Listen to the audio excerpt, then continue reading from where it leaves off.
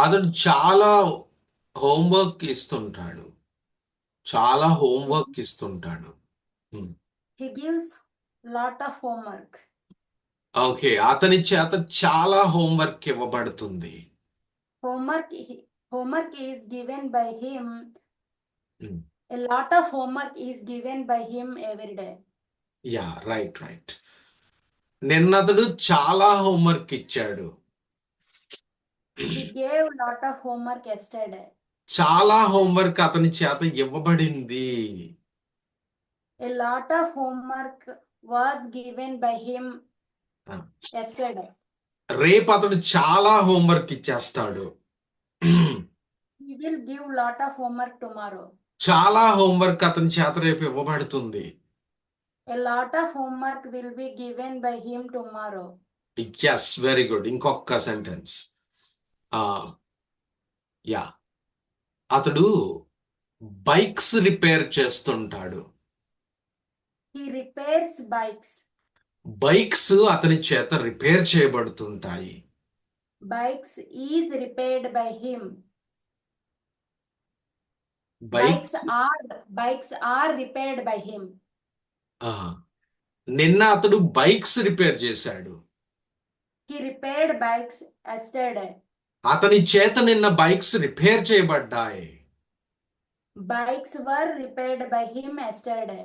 రేపు అతడు bikes repair చేస్తాడు. He will repair bikes tomorrow. అతని చేత రేపు బైక్స్ రిపేర్ చేయబడతాయి. Bikes will be repaired by him tomorrow. Okay. Right. ఇంకొక sentence.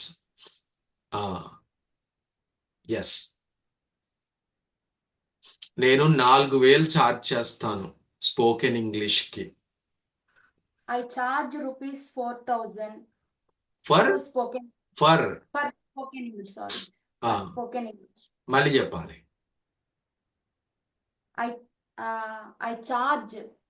I charge rupees 4,000 for spoken English.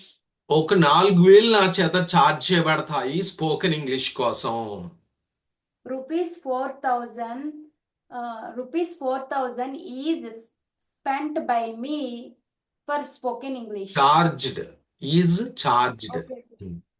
Rupees 4,000 is charged by me for for అంతే. spoken English. For spoken English. మళ్ళీ చెప్పండి. Rupees 4,000 is charged by me for spoken English. నేను charge చేశాను 4000. I charged rupees to 4,000. నా చేత charge చేయబడ్డాయి. Rupees 4,000 was charged by me for spoken English. Charge చేస్తాను భవిష్యత్తులో. I will charge rupees 4,000 in future.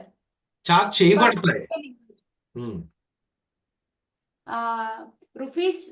Rupees 4,000 will be charged by me for spoken English in schools. Yes. Excellent. చాలా బాగా చెప్పారు. Nice.